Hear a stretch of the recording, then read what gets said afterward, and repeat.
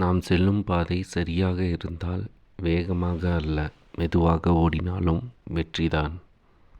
நெஞ்சில் திமிருடன் எதிர்வரும் பிஜிடிஆர்பி தேர்வில் வெற்றி பெறுவேன் என யார் ஒருவர் தயாராகி கொண்டிருக்கிறாரோ அவருக்கு வெற்றி கண்டிப்பாக கிடைக்கும். பிஜிடிஆர்பி தேர்விற்கு தயாராகி கொண்டிருக்கும் அனைத்து ஆசிரியர்களுக்கும் வணக்கம். இந்த வீடியோவில் நாம் பார்க்க போகிறது எதை பற்றினா, நம்மளோட பிஜிடிஆர்பி எக்ஸாமுக்கான வேக்கன்சி இன்க்ரீஸ் ஆகுமா ஆகாதா அப்படின்னு பார்க்க போகிறோம்.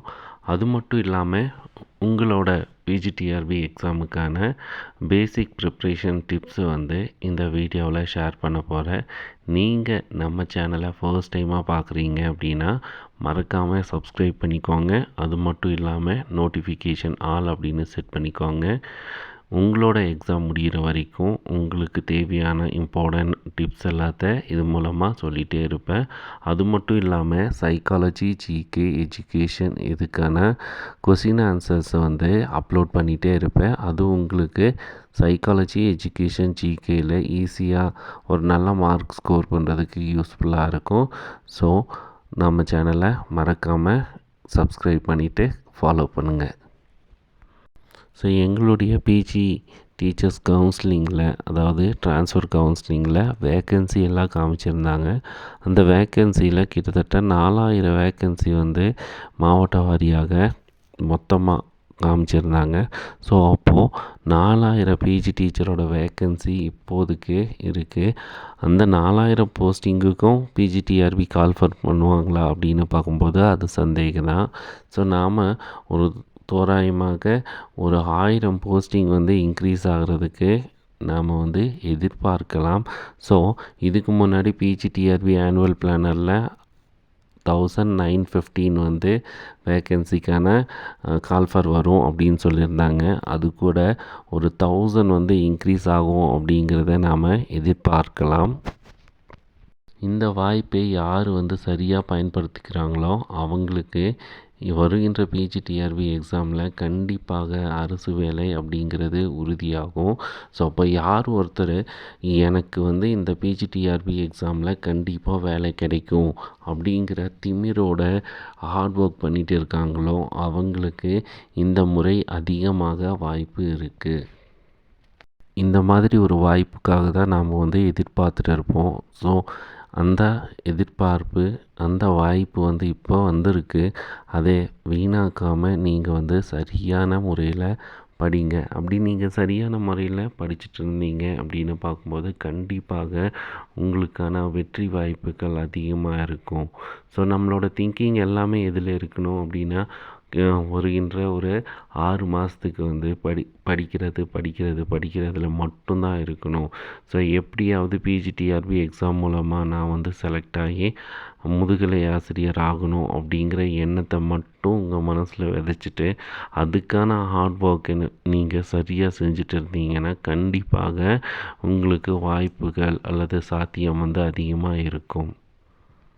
படிக்கிறத ஏனோ தானானு ஒரு முறை மட்டும் படிக்காதீங்க. திரும்ப திரும்ப அதை ரிவைஸ் பண்ணிகிட்டே இருங்க. ஏன் அப்படின்னு பார்க்கும்போது நம்மளோட பிஜிடிஆர்பி சிலபஸ் எக்கச்சக்கமாக இருக்கும். அதில் ஒரு டைம் மட்டும் படிச்சுட்டு இது நான் படிச்சுட்டேன், இது எனக்கு தெரியும் அப்படிங்கிற எண்ணம் வேண்டாம். ஸோ அதெல்லாம் மறந்து போகிறதுக்கு எக்கச்சக்கமான வாய்ப்புகள் இருக்குது. ஸோ அப்போ திரும்ப திரும்ப நம்ம ரிவைஸ் பண்ணும்போது நம்ம படித்ததையே திரும்ப திரும்ப படிச்சுட்டே இருப்போம். ஸோ அப்போது என்றைக்குமே மறக்காத மாதிரி அது நம்ம மைண்டில் ஃபிக்ஸ் ஆகும். ஸோ உங்களோட எண்ணம் ஒரு கிட்டத்தட்ட வருகின்ற ஒரு 5 மாதங்களுக்கு அல்லது 6 மாதங்களுக்கு பிஜிடிஆர்பியில் மூலமாக அரசு வேலை வாங்கணும் அப்படிங்கிறது மட்டுமே உங்கள் எண்ணத்தில் இருக்கணும். ஃபஸ்ட்டு நம்ம சப்ஜெக்டோட +1 +2 புக்கை நல்லா தரோவாக படித்து வச்சுருக்கணும். ஏன் அப்படின்னா இதிலிருந்து ஒரு 20 to 25 கொஸ்டின் வர்றதுக்கு வாய்ப்புகள் அதிகமாக இருக்குது. நம்ம சப்ஜெக்ட்டு அதாவது +1 +2 புக்கை வந்து நம்ம பசங்களுக்கு சொல்லி தர்றோம். அதிலிருந்து கொஸ்டின் வந்து அதுக்கு ஆன்சர் நம்ம தப்பாக எழுதிட்டோம் அப்படின்னு பார்க்கும்போது மார்க் வந்து குறையிறதுக்கு வாய்ப்புகள் அதிகமாக இருக்குது. இன்னொன்று என்ன அப்படின்னு பார்க்கும்போது நம்மளோட கான்ஃபிடென்ட் லெவலும் கம்மியாகும். நாம் டீச் பண்ணுற புக்கில் இருக்கிறதே நம்ம கரெக்டாக தரோவாக படிக்கலை அப்படின்னு பார்க்கும்போது மற்ற சிலபஸ் எல்லாத்தையும் நம்ம அதிகமாக கான்சன்ட்ரேட் பண்ணி படிப்போமா அப்படிங்கிறத கொஞ்சம் யோசித்து பாருங்கள். இது ஈஸியானது.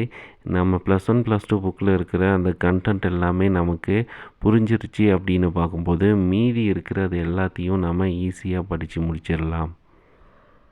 உங்களோட எய்ம் எது நோக்கி இருக்கணும் அப்படின்னு பார்க்கும்போது எதிர்வரும் பிஜிடிஆர்பி எக்ஸாமில் நல்லா மார்க் வாங்கி போஸ்டிங் கிடச்சி நம்ம கவர்மெண்ட் ஸ்கூல் ரிஜிஸ்டரில் வந்து உங்கள் பேர் அதாவது முதுகலை ஆசிரியர் இன்னார் அப்படிங்கிறத வந்து நீங்கள் எழுதி சைன் பண்ணுற மாதிரியே இருக்கணும். ஸோ இதுதான் உங்களோட எய்மாக இருக்கணும். ஸோ இதை மட்டும் மைண்டில் செட் பண்ணி நீங்கள் அதுக்கு தகுந்த மாதிரி படிச்சுட்டு இருந்தீங்க அப்படின்னு பார்க்கும்போது கண்டிப்பாகவே உங்களுக்கு வந்து தன்னம்பிக்கை வந்து அதிகமாக வரும். ஸோ நீங்கள் இன்னும் அதிகமாக படிக்கிறதுக்கு நீங்கள் ஹார்ட் ஒர்க் பண்ணுவீங்க. சப்ஜெக்டை மட்டும் படிக்காமல் சப்ஜெக்டோட சைக்காலஜி, எஜுகேஷன், ஜிகே இதையும் டச் பண்ணிகிட்டே வாங்க. இந்த சைக்காலஜி, எஜுகேஷன், ஜிகே இது எல்லாமே கடைசி டைமில் அட்டஸ்டச் படிக்கலாம் அப்படின்னு யோசிக்காதீங்க. ஏன் அப்படின்னா அது முடியவே முடியாது.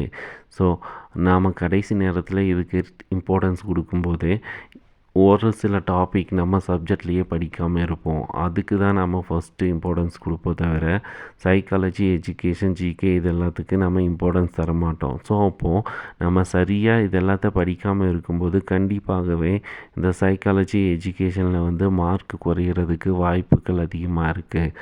அதுக்கு தான் நான் சொல்கிறது என்ன அப்படின்னு பார்க்கும்போது டெய்லி ஒரு 1/2 hour சைக்காலஜி, எஜுகேஷனை வந்து நீங்கள் ஃபாலோ பண்ணிட்டு வந்தீங்க அப்படின்னா அது உங்களுக்கே தெரியாமல் நீங்கள் சைக்காலஜி, எஜுகேஷன் அதாவது 8 யூனிட்டில் இருக்கிறது எல்லாத்தையும் நீங்கள் தரோவாக படிச்சிருப்பீங்க.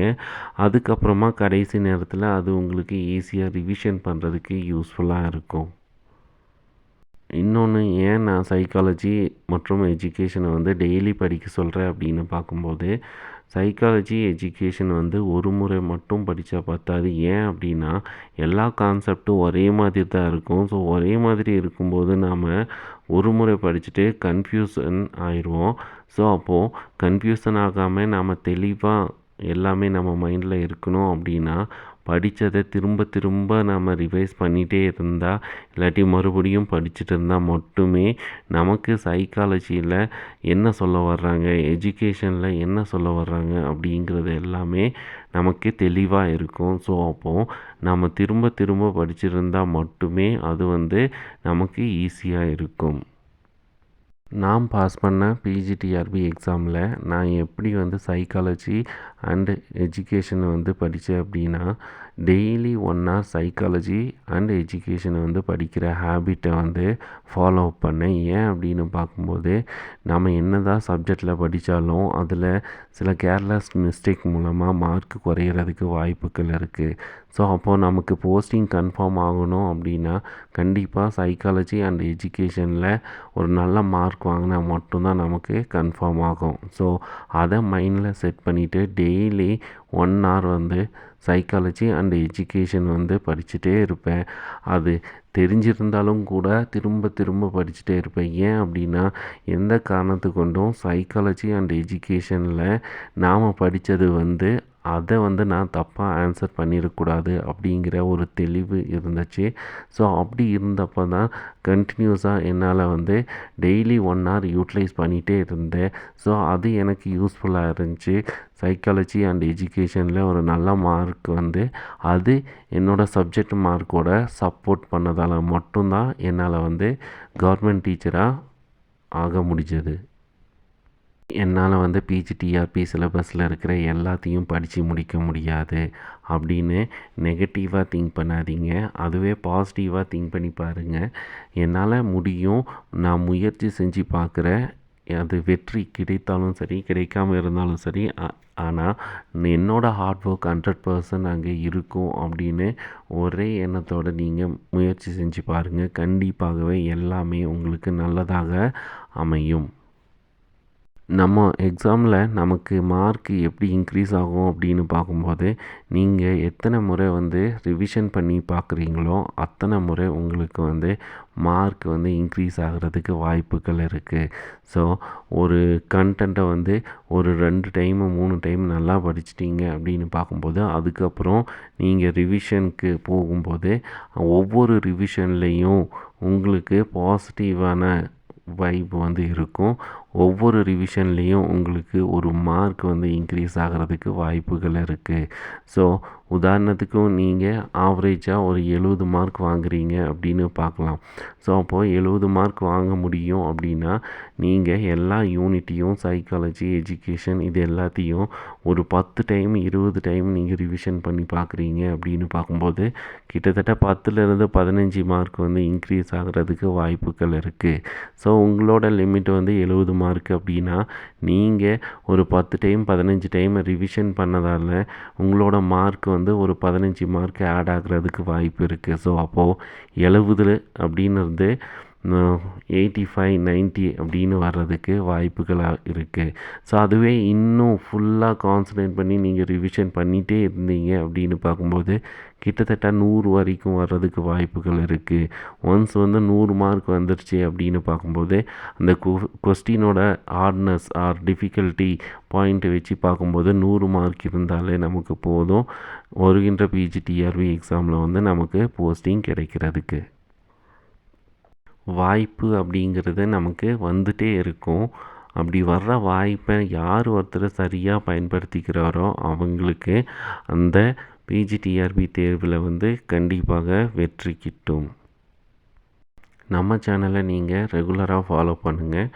ஏன் சொல்கிறேன் அப்படின்னு பார்க்கும்போது, டெய்லியும் ஜிகே, சைக்காலஜி அண்ட் எஜுகேஷனுக்கான அப்டேட் போட்டுகிட்டே இருப்பேன். ஸோ அதை ஒரு 5 மினிட்ஸ் நீங்கள் ஸ்பெண்ட் பண்ணும்போது, அதிலேருந்து ஒரு 10 கொஸ்டின் டெய்லி நீங்கள் படிக்கிற மாதிரி இருக்கும். ஸோ நம்ம சேனலை ஃபாலோ பண்ணுங்கள். அது மட்டும் இல்லாமல் நம்ம சேனலோட ப்ளேலிஸ்ட்டில் போய் பார்த்தீங்கன்னா பிஜிடிஆர்பி சைக்காலஜி அப்படின்னு இருக்கும். அதில் கிட்டத்தட்ட 120க்கு மேலே வீடியோ இருக்கும். அதில் சைக்காலஜி, எஜுகேஷன் அண்ட் ஜிகேக்கு எக்கச்சக்கமான கொஸ்டின்ஸ் நான் அப்லோட் பண்ணியிருப்பேன். அது எல்லாமே பரீட்சைக்கு வரக்கூடிய முக்கியமான வினா விடைகளாக இருக்கும். ஸோ அது உங்களுக்கு யூஸ்ஃபுல்லாக இருக்கும், பாருங்கள். ஸோ இந்த வாய்ப்பு உங்களுக்கான கடைசி வாய்ப்பு அப்படின்னு நினச்சி நீங்கள் தயாராகுங்க.